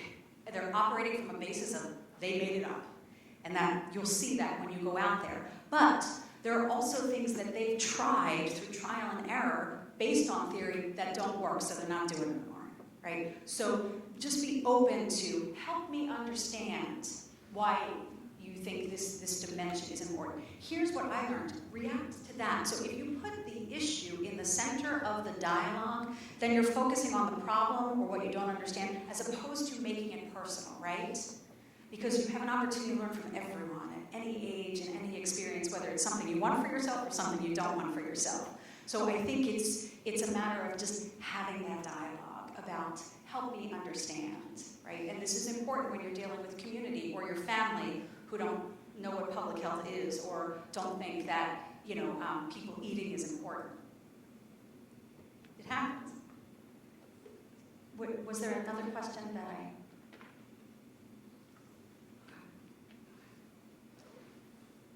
Thank you. Oh, yes, I'm going to check my email. I'm going to check my email just to see if you've emailed me. Maybe you have. This is the appropriate use of technology, right? If someone emailed me because they wanted to ask a question,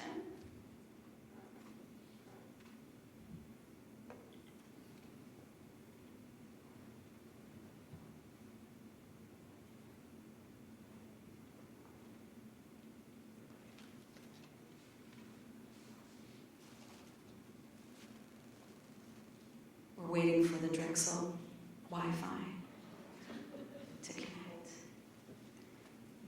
Get you later, awesome. Okay, hang on, all right. The question is, how to tell someone that you are a naturally quiet person and that your lack of a detailed response is not indicative of your lack of understanding. More broadly, how do you tell people what kind of worker you are? Is this something you address in a job interview or when you're already working with someone or a company? Or rather, how do you give more detailed responses? Thank you for this question, anonymous person.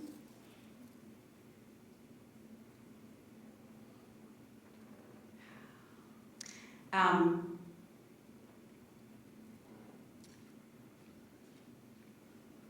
just had some minutes. Okay, how do you tell someone that you're a naturally quiet person and that your lack of detailed response is not indicative of your lack of understanding? So I think it's important when we're claiming our power and thinking about our inflection, tone, and speed, to think about what kind of communication we're good at, right? So not everyone is comfortable in public speaking. Not everyone is comfortable writing. Oftentimes those things are opposites. You're comfortable speaking, you're not as comfortable writing.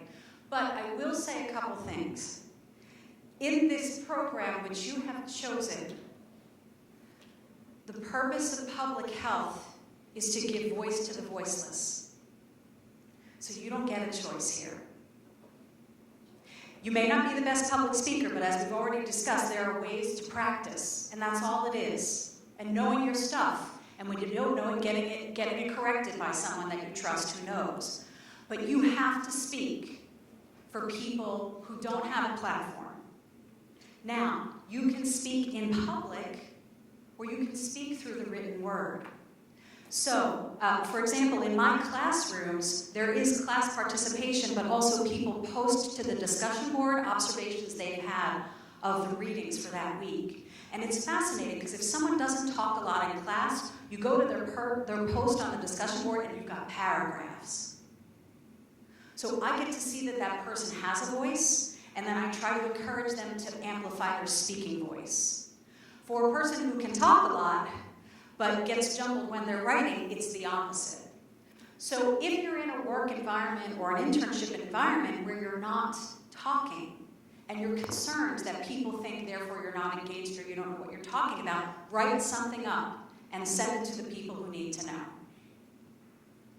Oftentimes, when you're in a seminar and they've got a guest speaker who comes in and then they get to the end and they ask for questions, I'm sitting there going, and maybe like 15 minutes into the Q&A, I finally get my head together about what my question is, and then usually we're breaking for lunch. So my brain might not be as fast as someone else's. But I can always write to that person afterwards and say, in thinking about your study, I question why you didn't include women when you were doing this study of, injury in the fire service. And I have good evidence to show here's the reasons why we should be speaking to women and their unique perspectives on safety. And so I can show the person I was engaged, I can show the person that their talk had an impact on me, and then I can start the dialogue with them. But in this program, we make you present in classroom. We send you out to the community. It may not be comfortable for you, but it doesn't matter. Because your job is to speak for somebody who doesn't have a platform, who doesn't have this education, who doesn't have the access to the things you have. So speak for your brother or sister, or your neighbor, who has no idea what vector control is, or no idea how to work with legislators. You have to find a way to speak. So if it's a developmental goal for you, then you convey that to the people who might be evaluating you in the workplace or in your internship, and let them know, call it up front, right? That's something we've talked about all day today. Whatever opportunities or weaknesses that you have, when you're in a situation where you are going to be mentored and evaluated, let them know what your goals are. I'm not a great public speaker, so my goals in this internship are to put myself in situations where I will be talking about our platform, but I really want a commitment from you as my supervisor that you're going to rehearse with me first and give me honest feedback, because I know how important my voice is for this population. We can always go from good to great. That doesn't mean you become the spokesperson for the White House, because who wants that job? But it doesn't mean you may take on that role, but it may mean that when called upon, or when your voice is the only one that knows, you're comfortable enough to get through it. And then you go have a Hershey bar afterwards and it's all okay. But I understand how challenging this is. If you don't ask someone for help, they're not going to be able to help you achieve with that. And on my own staff, we have these issues. And we work on them together, and we provide opportunities. We never give someone a pass for it, but we support them. And so finding mentors or opportunities to find your voice is a really important part of your commitment to public health. And I'm not being hard on it, I'm just being real with you, that you have to be able to speak in some way, and writing is a way to do that. How do you tell somebody what kind of worker you are? This is really important when we go back to the finding your power conversation. And so that's why I think some of the first things you can do are think about your appearance, your tone, your power, your square. Because people are going to be looking at you, they've never met you before, and they're going to be thinking, is she important in the organizational hierarchy here? Do I need to pay attention to her? So they're talking to you, they see this powerful, confident, competent person who's clear and at ease with presenting themselves, and then they find out you're a student at Drexel, and they're like, rock on Drexel, I need to get one of those co-op students or get a CBUM student here, because they've got it. Like, I don't have to train this person how to be, they're already there, I just need to give them entree, right? So remember that people are doing that sense-making as they meet you. So how you present to them, it's always good if it's a surprise that they realize that you're just a student or new in the profession, if you've given them a very impressive overture. So how do you want to be perceived and received in your first public health experience in the workplace? How do you dress? How do you listen? Are you on your phone in the middle of a meeting? Right? Are you engaged? Are you actively listening? So when we did the handshakes, you made eye contact. When I'm giving a presentation, I'm talking to the people who are looking at me. And we're making a connection. So when they come up to me afterwards, I'm really interested because they've been really interested. If you're looking at your phone or looking out the window, I read that, not on purpose. It's just part of the human exchange. When humans regard each other, we form and build relationships. If you don't want to have a relationship with me, don't look at me. Right? But if you want to make that connection, then actively listen and engage with the person and be part of the presentation, even if it's one way. So who do you want to be? And how you dress and comport yourself and listen and show respect for people is a big part of how they're going to react to you, especially if you're an unknown. Once we know people and they're maybe they don't care about their appearance or something like that, we might give them a pass on certain things. But when you're unknown, you don't have that. So you need to really think about how you want to present. And you can never, ever go wrong with giving someone an honorarium, Miss, Mr., Sir, Ma'am, Doctor, Professor, whatever. You can never go wrong being honored. Okay. I just want to look at my notes again, because there's one other thing I wanted to share with you. Oh, all I wanted to say here is I was asked to talk a little bit about email etiquette, and as much as I think this is something everyone should know, it isn't always. So when writing an email, start with a professional salutation. Dear Dr. Taylor, dear esteemed colleague, don't go, hey y'all. What's up, Jen? I get this from students and I'm like, and we're done, right? Be respectful because I don't email you back. Dude, really great idea, right? So a really important salutation of respect. You never lose anything by being respectful and you gain everything. And then a professional signature and affiliation, even when you're just a student. My name, contact numbers and emails, my affiliation, right? I love it when students say they're an MPH candidate and they put the little C in parentheses. It shows that they're on a path to getting a degree. It shows that they're reaching that professional standing. So I think that's really important. I also, and I want to be mindful of time, because there's one other thing that I want to tell you about. When sending emails, it goes back to when people are really busy or not, they're not being responsive to you. Do a couple things. In this email, I've bolded certain things, like the date is this, and it's in bold. Here's a website you can go to take a pre-conference survey so I can assess certain things among the population. Oftentimes, I'll say, please take 10 minutes to read this email and the attachments. It's all it's going to take. Because if you just send an email to someone without this is how long it's going to take, or this is when I need it by, they're just going to let it go because they have no idea how long it's going to take. Give them some guidance. So I frequently use bolds, underlines, highlighting things in different colors, and those types of things to let people know that I really want them to communicate with me. Okay, this is one of the things that I really wanted to share with you, and I wanted to share it in the form of a story. So when I was a new professor here, and I got my first advisees, and I was nervous about working with you, what you would think of me. And as my relationships with my advisees in my first year matured, they would come into my office for our standing meetings, and they would sit down at the table and pull out their agenda and be like, okay, so we've got the date from so-and-so, and I think we can have this meeting on this date, and what I need from you is blah, blah, blah, blah, blah. And I'm like, who are you? Are you mine? And what are we doing? And when I had this experience a couple times, I emailed my PhD advisor at Hopkins, and I said, dear Laura, because of course now we're on colleague terms, I am so sorry for every time I ran into your office with my agenda and my lab notebook and my stata output and just started going. And you were looking at me like, who are you? Do we know each other? So I learned that people are really busy. You're busy, I'm busy. So what we started to do on my team is something that we call, when we have a meeting, we start with the purpose of this meeting is.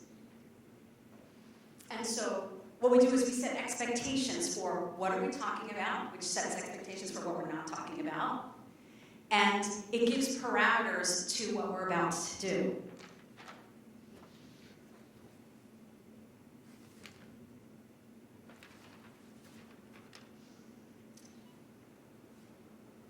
When we're talking about a colleague, we don't say, I was talking to Adam the other day, and he thinks we can get that data licensing agreement signed.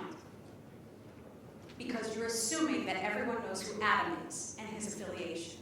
So it'll go like this. I was talking to Commissioner Adam Teal of the Philadelphia Fire Department, and he thinks we can get the data licensing agreement to get all of the workers' comp, injury, and dispatch data from the fire department signed by the city of Philadelphia. No one in that meeting is then wondering and not paying attention because they're wondering who Adam is or where he works or those types of things. It sounds silly, but when you're busy, and you will get busier and busier, you're going to forget those details. And it's also professional not to assume that everybody knows and is thinking about what you care about. That's why I asked you for your first and last name. Because you matter. Your affiliation matters. So that's what I wanted to share with you about running effective meetings, because that was one of the particular things here. Don't assume that everybody knows why they're there. Ground everybody in your goals, and make sure everybody's on the same page about who, what, and where. So, lovely way to start a meeting. The purpose of this meeting is, I think my staff really do it just so they, because I go to so many meetings that I know what this one's about. That's okay. It also works for that too. Managing up is really important. So, last questions, comments, or thoughts? Where's our microphone? Oh, I left it up there. Okay, we'll share.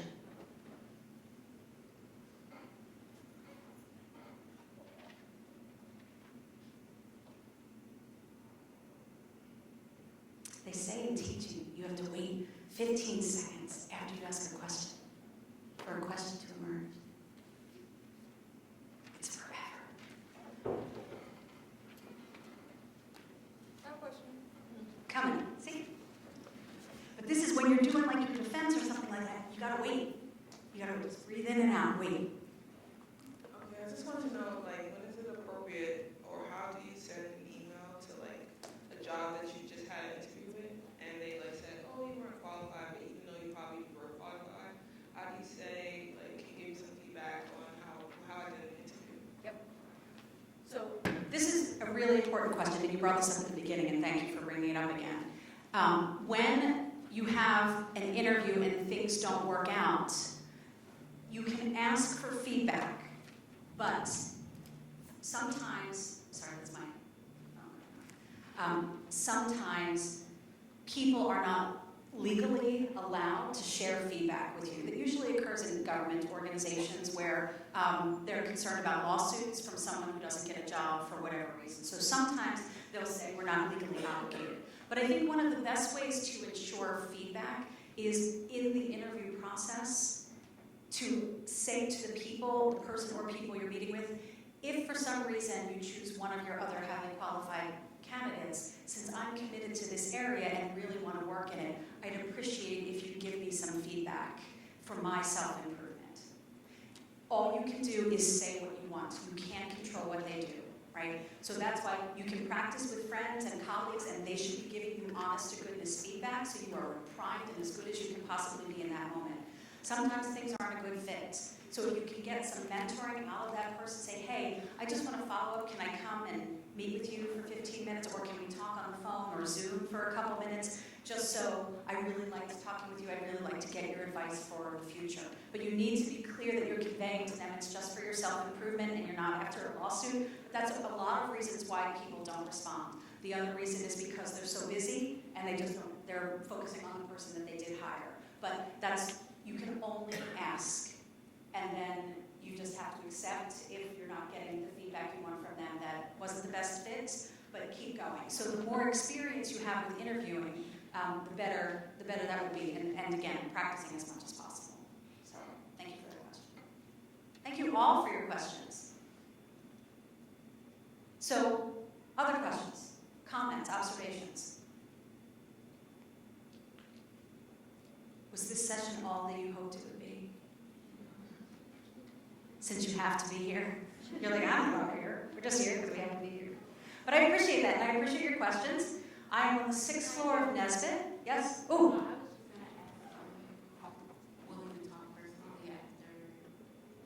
Yes, I will be here as long as this room. Actually, I'll go out to where that grapefruit water is. And I'll be happy to talk with you about those, anything that you want to talk about. And again, if this has been of use to you, please give Michelle feedback about, maybe it was too broad, or maybe it was too narrow, and give her feedback so that you next year or your colleagues in future years can get what they want out of these sessions. I am so glad that the School of Public Health is doing professional development sessions, because it's not something we teach in the classroom, but it's something that gives Drexel students an edge in the marketplace. So we laid out the buffet, You've got to eat at it, get what you need from it. So encourage you to stay engaged and let us know what you need. So thanks everybody, and I'll see you out in the hallway.